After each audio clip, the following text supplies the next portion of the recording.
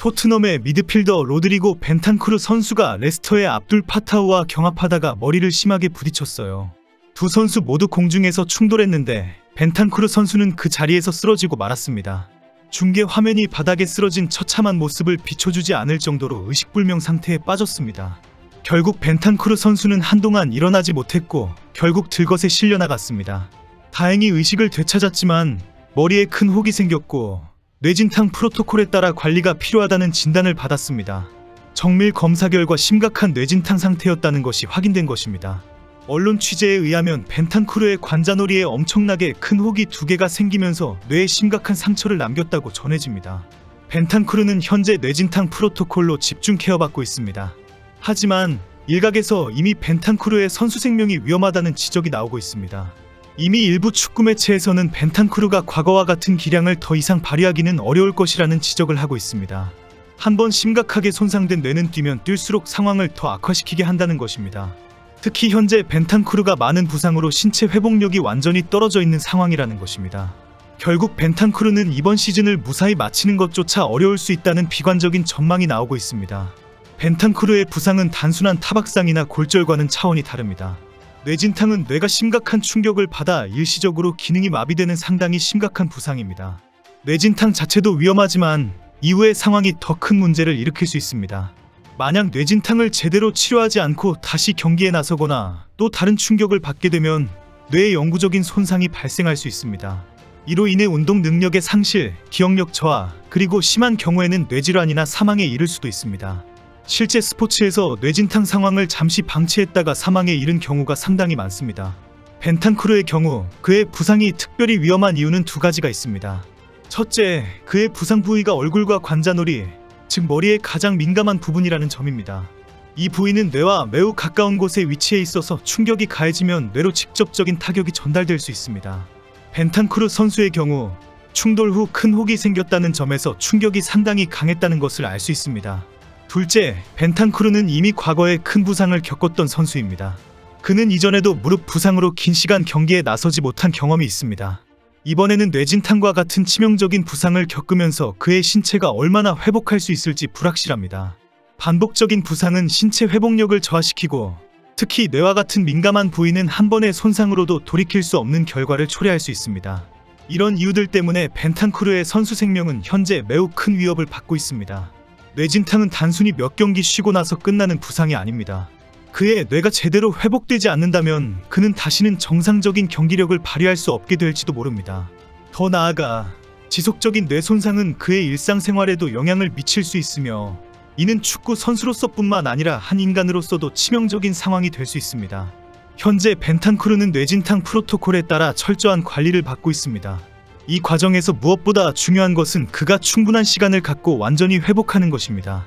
무리한 복귀는 그의 선수 생명을 끝낼 수도 있기 때문에 토트넘과 의료진은 그의 상태를 면밀히 모니터링하며 신중하게 대응하고 있습니다. 그동안 리그에서는 증상이 경미해 보였는데 뇌진탕 후에 다시 충격을 받아 뇌가 크게 손상된 사례가 많았습니다. 그래서 프리미어리그에서는 뇌진탕 프로토콜이라는 규정을 만들었습니다. 만약 선수들이 머리를 다치면 그 즉시 경기장에서 나와야 하고 의사의 확인을 받아야 합니다. 아무리 경기를 계속하고 싶어도 프로토콜에 의해 일정 기간 출전이 불가능해집니다. 벤탄쿠르 선수도 이 프로토콜에 따라 당분간 경기에 나서지 못할 가능성이 높습니다. 뇌진탕은 단순히 머리를 다치는 것처럼 보일 수 있지만 사실 뇌가 충격을 받아 순간적으로 기능에 문제가 생기는 매우 심각한 상태입니다. 그런데 더 큰 문제는 첫 번째 뇌진탕 이후에 다시 머리에 충격이 가해지면 뇌가 심각하게 손상될 수 있다는 점입니다. 이게 바로 세컨드 임팩트 증후군이라는 것인데 두 번째 충격은 첫 번째보다 훨씬 치명적일 수 있습니다.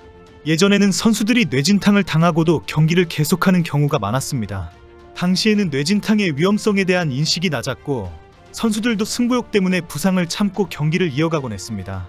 그러다가 선수가 사망하고 선수 생명이 끝이 나면서 뇌진탕의 심각성이 점점 더 부각되기 시작했습니다. 아르헨티나 축구 리그에서는 한 선수가 경기 도중 머리를 다친 후 심각한 뇌진탕을 입고도 경기를 강행하다가 결국 경기 후 사망하는 비극적인 사건이 발생했습니다. 이 사건은 축구계 전반에 큰 충격을 주었고 선수들의 안전을 위한 규정의 필요성을 절실하게 느끼게 만든 사건 중 하나가 되었습니다. 이런 사건들이 잇따르면서 축구계는 더 이상 뇌진탕을 가볍게 볼 수 없다는 사실을 깨닫게 되었고, 이에 따라 뇌진탕 프로토콜이 제정되었습니다.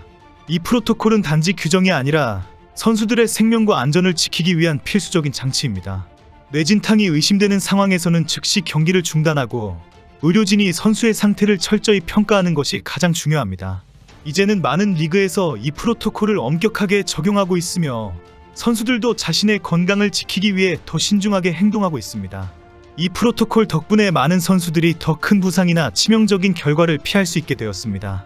프로토콜의 첫 번째 단계는 머리를 다친 선수가 경기장에서 즉시 나와야 한다는 것입니다.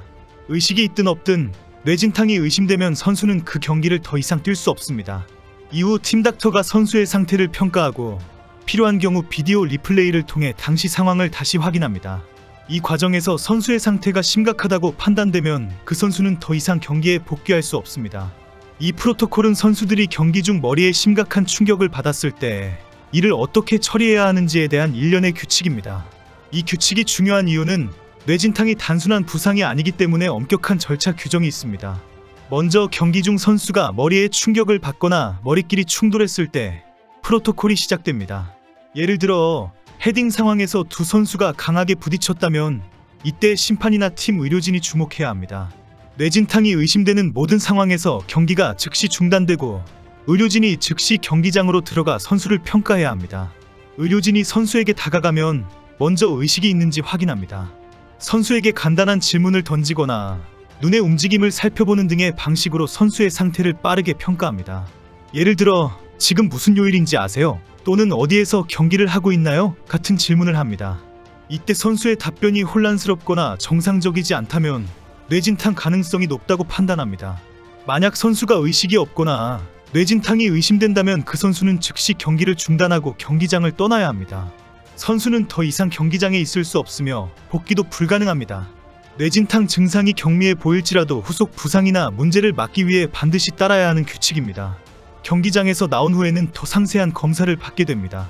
이때 MRI나 CT 같은 영상 검사를 통해 뇌 손상이 있는지 확인할 수 있습니다. 또한 선수는 이후에도 계속해서 의료진의 관찰을 받으며 증상이 사라질 때까지 격리된 상태에서 회복 과정을 거쳐야 합니다. 이 기간 동안 선수는 어떠한 신체 활동도 할 수 없습니다. 프로토콜의 마지막 단계는 선수의 복귀입니다. 하지만 이 과정은 매우 신중하게 진행됩니다. 일반적으로 뇌진탕 후 최소 6일 동안은 경기에 복귀할 수 없습니다. 이 기간 동안에는 가벼운 운동부터 시작해 점진적으로 훈련 강도를 높여갑니다. 의료진은 선수의 상태를 면밀히 관찰하며 최종적으로 완전히 회복되었다고 판단될 때만 경기 복귀가 허용됩니다. 프로토콜이고 뭐고 간에 벤탄쿠르의 축구 인생이 충격적으로 꼬인 것은 확실합니다.